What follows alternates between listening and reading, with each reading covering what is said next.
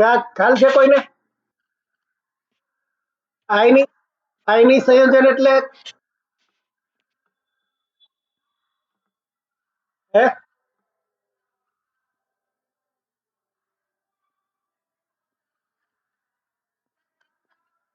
Okay okay આ જો આયની સંયોજન એટલે આ બે સંયોજન જે જોડાય એમાં આપણે જે બે તત્વો હોય, ધારો કે આ Na નું તત્વ હોય અને આ ક્લોરીન નું તત્વ હોય, એટલે આ બે વાયુ હોય, બરોબર ને? પછી એમાં ઘણી વખત આ Na ના તત્વમાં બાર કેટલા હોય? આ એક ઇલેક્ટ્રોન હોય. શું કહેવાય? આ નેગેટિવ ચાર્જ. નેગેટિવ ચાર્જ નો એક ઇલેક્ટ્રોન હોય એ આ Na માંથી જો છૂટો પડે તો આ Na પ્લસ વત્તા આ એક ઇલેક્ટ્રોન થાય. એટલે આનો અર્થ શું કે આ જ્યારે આની પાસે આ ખાલી એકલો હોય તો એમાં આ વચ્ચે પોઝિટિવ ચાર્જ હોય, બરોબર? અને આ ફરતા નેગેટિવ ચાર્જ હોય. એટલે ગમે તે આ એનો પરમાણુ હોય એટલે જેટલા અંદર પોઝિટિવ હોય એટલા બહાર નેગેટિવ હોય. એટલે આપણે શું થાય એમ કે એ બેયનું બેલેન્સ થઈ જાય, જેટલા પોઝિટિવ એટલા નેગેટિવ, એટલે એકબીજાને. પણ જો આમાંથી આ એક ઇલેક્ટ્રોન નીકળી જાય તો શું થાય? આ વચ્ચે પોઝિટિવ વધી જાય, એટલા માટે એનો ચાર્જ કેવો થઈ જાય? એનો વીજભાર. આને શું કહેવાય? વીજભાર. આ સમજાય છે બધાને?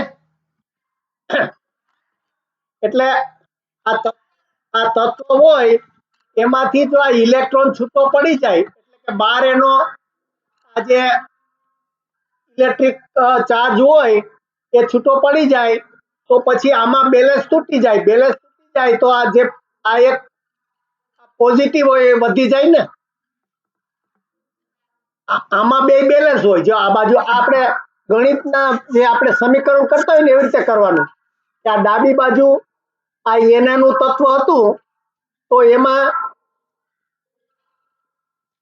આપણે એના એમ કીધું હતું કે 2 8 1 એમ હોય. એટલે એનો અર્થ શું કે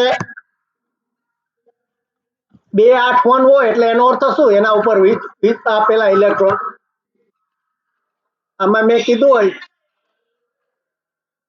એટલે પહેલી રિંગમાં 2 હોય ઇલેક્ટ્રોન, બીજી રિંગમાં 8 હોય. 8 હોય 1 2 3 4 5 6 7 અને 8 હોય, અને ત્રીજી રિંગમાં 1 હોય. એટલે આને 2 8 1 એવી રચના કીએ, બરોબર? તો હવે એમાં વચ્ચે કેટલા હોય? તો પોઝિટિવ કેટલા હોય? આ જો આ 2 8 ને 2 10 ને 11 છે એ બધા કેવા થયા? નેગેટિવ. કેવા થયા? એટલે માઇનસ, એ ઋણભાર હોય. તો અંદર જે હોય પોઝિટિવ એ કેટલા હોય?